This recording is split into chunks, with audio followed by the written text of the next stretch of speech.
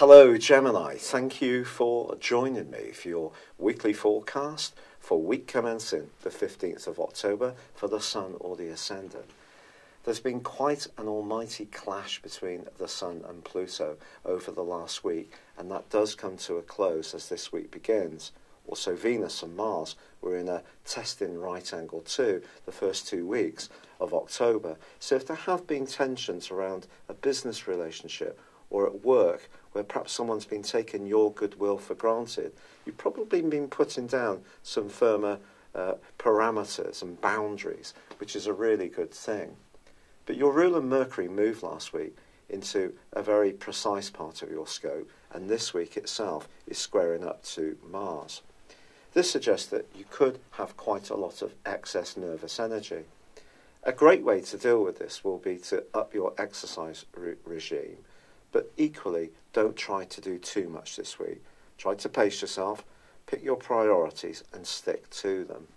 By the end of this week, you can start to get your reward, because the hard work that you've been investing over really all of this year can start to show even more signs of firming up in a very pleasing way.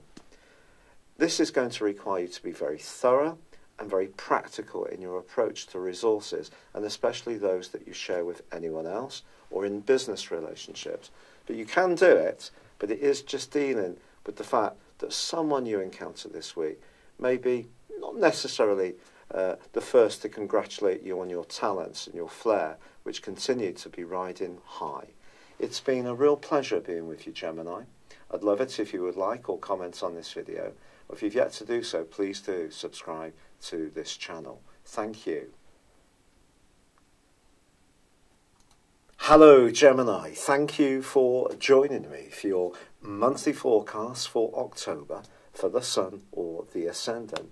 Since the second week of May through to pretty well the end of last month, well, Uranus, the planet of surprises, in your tender 12th house has been in an aggravating right angle with Mars located mainly in your sister air sign of Aquarius. Well, the great news is that that right angle, that square, has come to a close as you come into this new month. But Mars does continue to be very influential.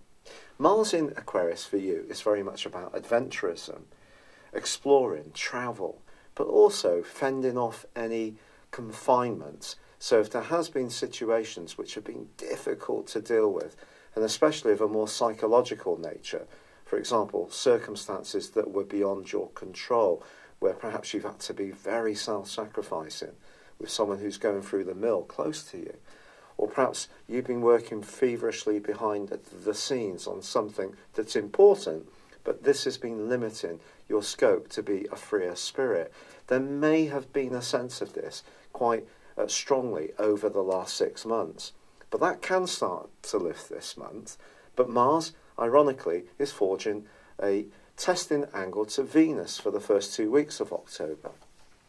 Now, Venus is in Scorpio, where it's very passionate and intense, and for you, this is a sector which is very much to do with work. So a work relationship could be something that proves to be a bit challenging for you this month.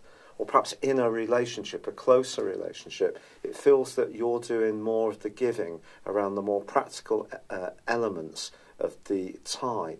And if that is the case, then that can definitely cause some talking points in the early parts of this month. But on the face of it, with the Sun and Mercury, your ruler, in your sister air sign of Libra, there is an opportunity for you to be self-expressive and creative.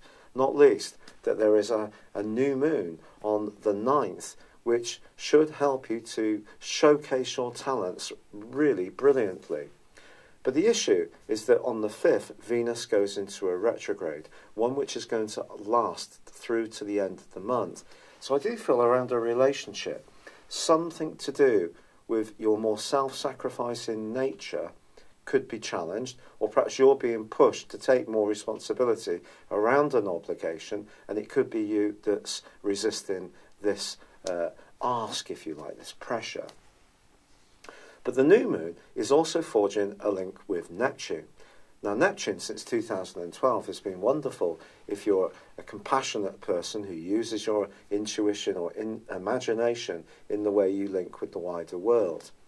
But if your creativity is being compromised in some way, in terms of how you want to be, you're not finding the outlets for your talents, your flair, in the way that you would like, there could be a sense of disappointment over the following months. So I think it is key to have realistic expectations.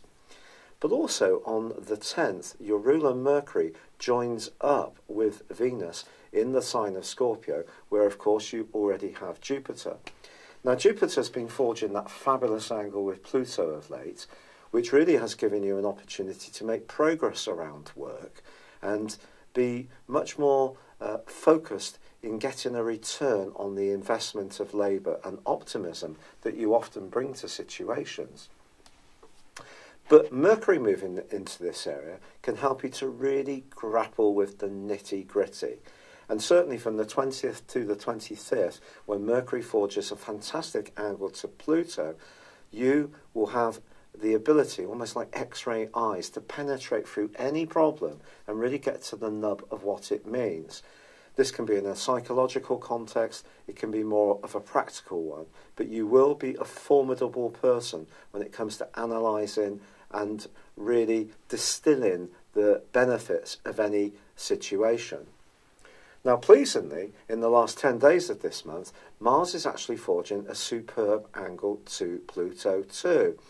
Now, Pluto, of course, is very much about truth and transformation, about power, it's about secret enemies, it's the underworld, it's about change, whether we are choosing it or whether it's being pushed upon us.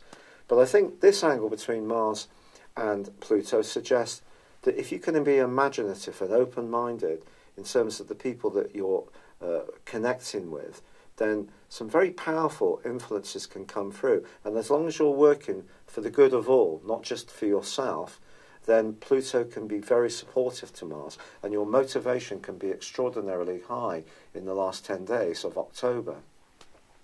But this brings us through to the quarter moon of the 16th.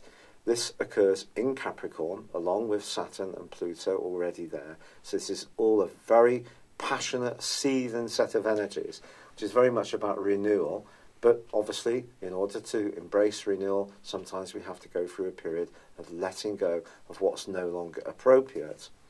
But I think it's possible for you, on the back of this quarter moon, to think about how you can be more conscious of the situations where you feel there are politics, where you feel that you can't quite be a free spirit. Perhaps someone's being a bit clingy around a friendship.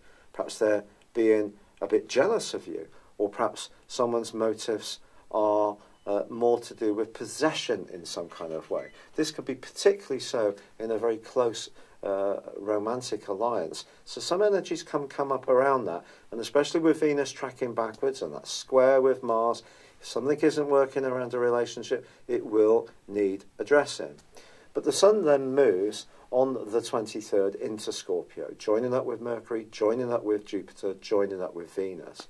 So this for you is a vast array of assets to really grapple with life's nitty-gritty, and particularly around life organisation, your work, anything to do with nutrition, what you eat and drink, also exercise, and strangely as it may seem, anything to do with pets, and also aunts and uncles. That's what the sixth house is very much about. So you may find yourself busy around those areas, but the reversing Venus then meets the advancing Sun. So we have Venus conjunct Sun. It is said sometimes that Venus can be diminuted by the Sun's influence. That's something that I think we have to test out for ourselves. It is there. It can amplify the value of Venus. So your passion for something that you're dedicated towards, especially if it's helping other people, can be rewarded at this time. But there is a crucial factor here, and it concerns Uranus. Because although Uranus is no longer in that square with Mars, which has been such heavy weather for you, it is still in your 12th solar house through to early November.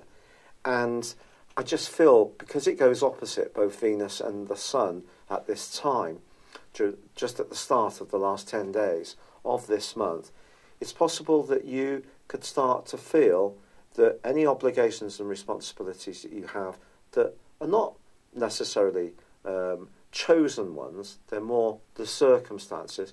There could be a sense of restlessness, itchiness, feeling fenced in, not quite being able to breathe, being really a bit stressed.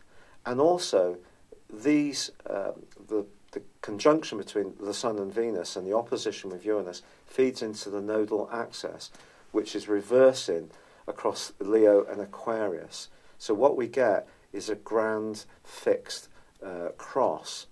This is very complex stuff because obviously that Leo energy in the North Node, which is like a mini Jupiterian energy, so it's about possibilities around your everyday communications, has been giving you a huge boost. But now, with these angles all clashing with one another, I just feel that if your ideas are being met with resistance or something's not flowing quite as you want, the psychological burden of that could become greater. And you may then go through a period of feeling a bit exhausted. And this is going to be emphasised even more by the full moon that occurs on the 26th, which is conjunct Uranus 2. If ever there was an issue that could jump into the open that you may have been resisting, perhaps you're going to tell someone close to you that you feel that you've been supporting them too much, and you're going to want to draw a line and say no more. Put down much stronger and firmer barriers, if you like, to ensure that to ensure that you're not feeling that you're being so used. Or perhaps it's you who's just totally overdoing it. And if you are, you could risk burnout at this time in the following 2 weeks. This is something you must take seriously. Now, in the early parts of November, well, for the whole of November, in fact, Venus is actually going to revisit her home zone and go back into Libra, which actually can be very positive for you. But I think as you come to the end of this month, your ruler Mercury switches into your opposite sign of Sagittarius, where it's actually in detriment. It's not in its best location here. But I think for you, it is an opportunity to take in some breath and embrace the more airy qualities of your sign. And that means communicating, but it also means listening, seeking out the support of people who can be a bit more detached from your circumstances. I think that detachment's going to come through for you as well. But I do think there's going to be a great deal of intensity on the back of that energy that is occurring around the 23rd through to the 26th. And if you have been bottling something up and not telling someone how you feel, because, of course, you are someone who will communicate through your mind, but you have emotions like everyone else, but maybe you have been almost persuading yourself about what the situation is, but the emotion, the raw emotion of it, viscerally, can really come up as this month draws to a close. But it can also help to clear the air and help you to focus on what's really important as Mercury switches into Sagittarius, which I think broadly can actually be quite good for you. And also Venus reverses back into Libra. So I think as you enter into November, things are going to start to shift and you're going to see things in a different way. But there is possibilities in the last 10 days of this month with Mars aligning brilliantly with Pluto.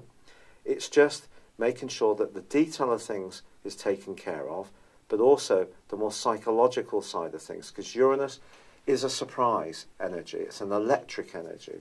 It can be quite volcanic in the 12th house if we try to repress it. And I think it could come down to a discussion or even perhaps a bit of an argument that you may need to have to bring things out into the open. But then the sunshine can come through and you can focus on that reorganisation or reordering of things, or leading a bit more of a virtuous lifestyle in the sense of getting things a bit more in balance. I don't mean totally dull and uncalorific, but just getting things a little bit more balanced. It's been a real pleasure being with you.